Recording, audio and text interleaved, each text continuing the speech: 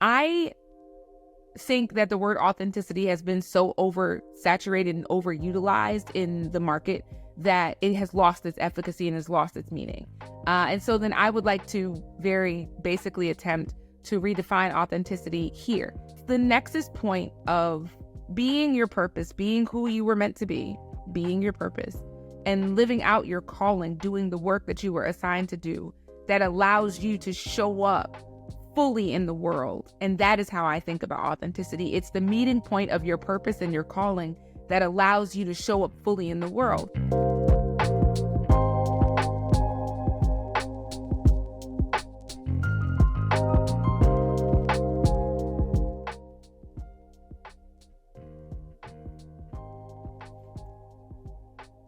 Hey, so yesterday I tried to record a video about my truth and it didn't record. Ain't that fun? So on the camera. So anyway, so my truth. The big thing is I'm in this season of having this deep need of touching more authentically who God has called me to be.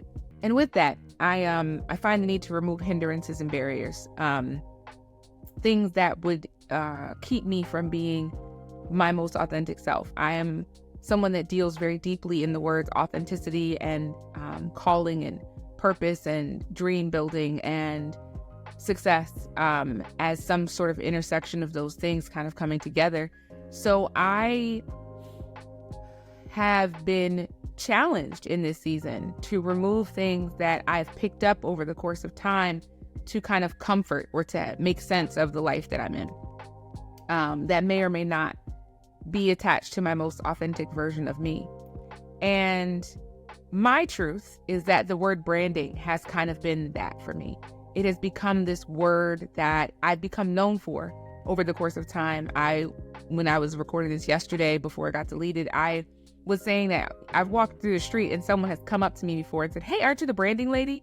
So, for 15 years, I have been involved in some sort of brand building capacity, whether as a graphic designer or a consultant or a coach in some way, shape, or form.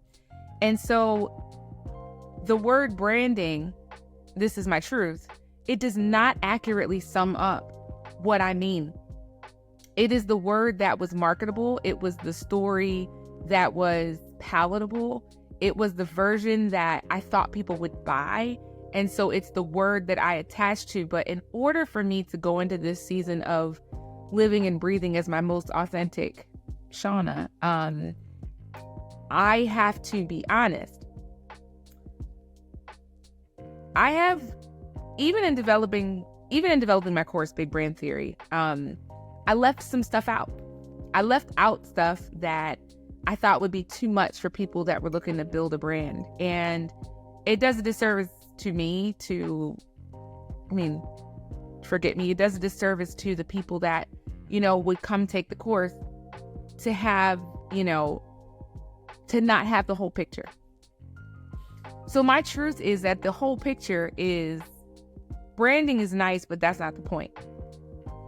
I come from this school of thought where I believe very deeply that God has put each of us here for a reason, that you are both purposed and called to be here to do something in the earth. I was having a chat with my eyelash technician in Barbados, and very spiritual woman. And so, ladies, if you getting your eyelashes done, I'm laying on the table, eyes are closed, and even the best lash technician can't do it in less than an hour.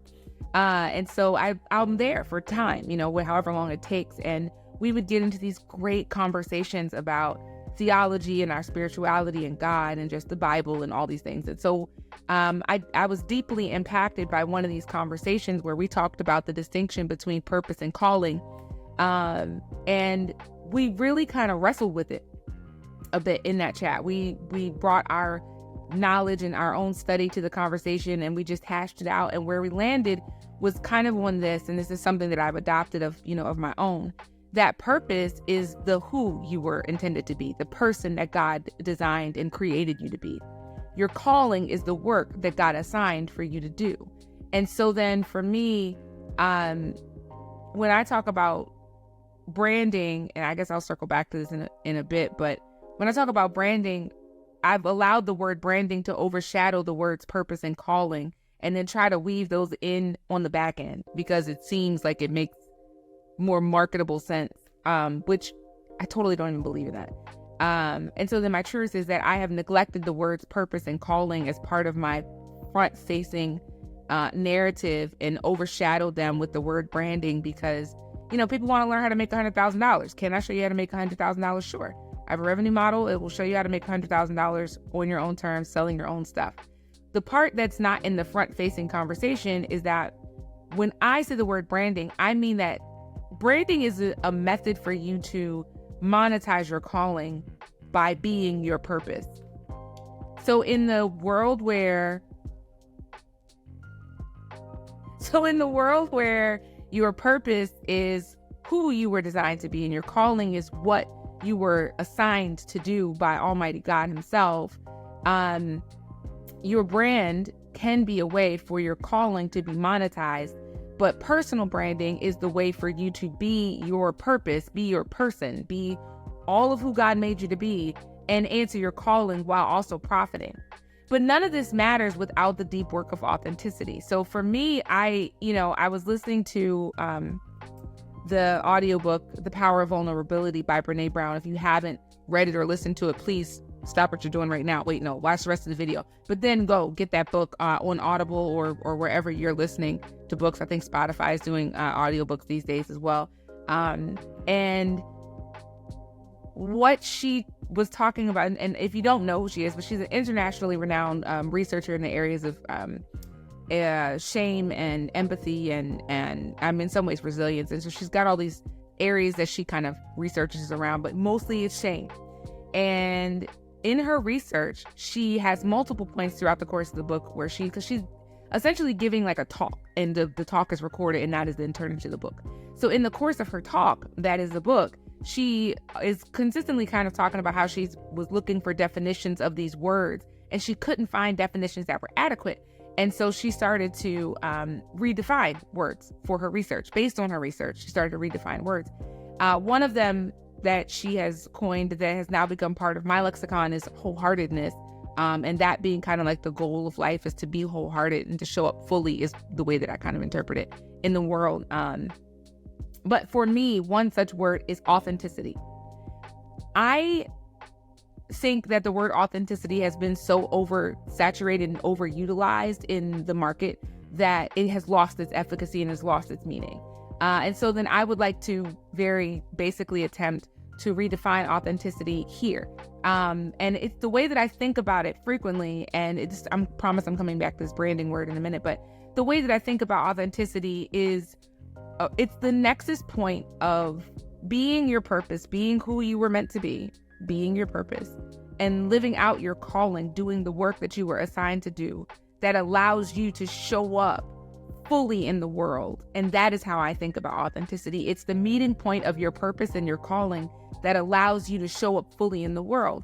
Because if you think about it, if your purpose is the person that God created you to be and your calling is the work that God has created and assigned for you to do, then if you can meld both of those things in a way that allows you to show up in the world, how much more authentic can you be than the person God designed you to be?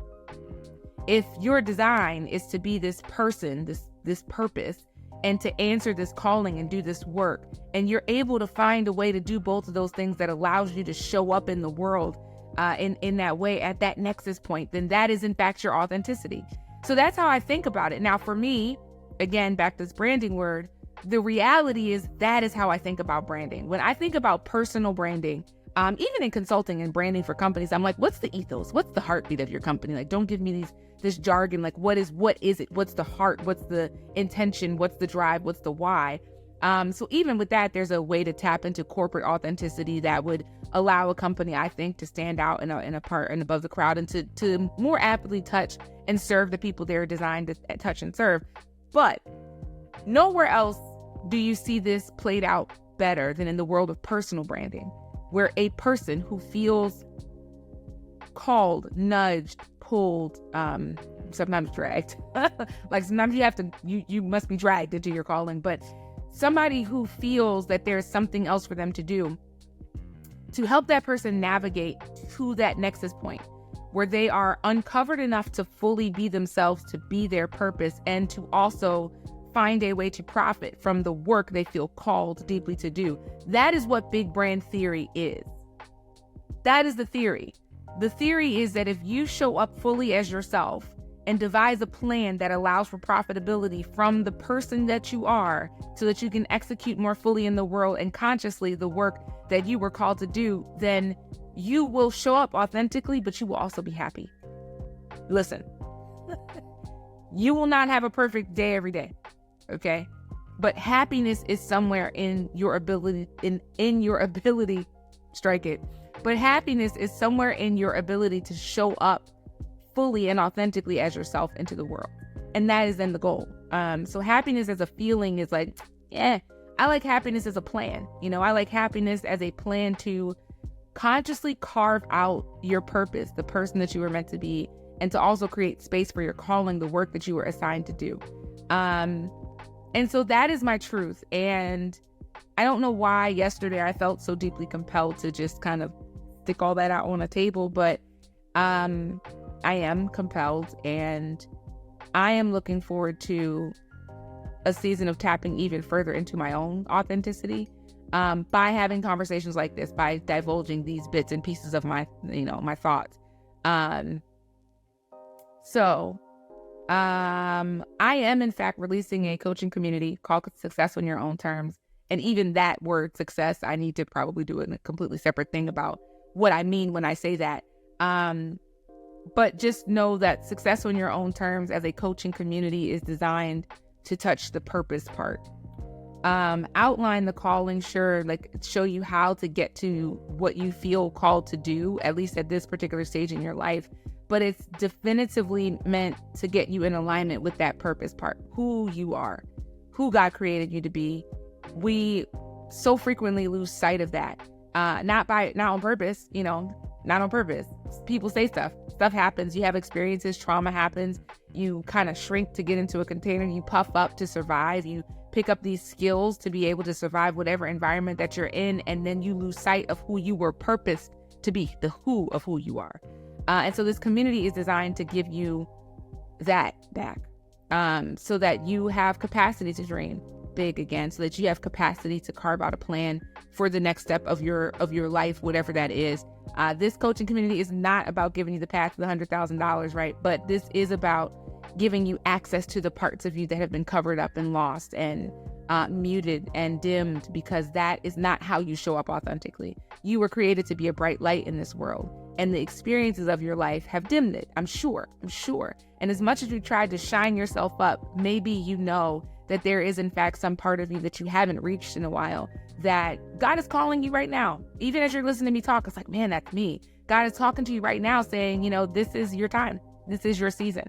And unlike any other time in my life, I know that this is your season and this is your time. And if that all sounds interesting to you, you can get on the wait list for that right now.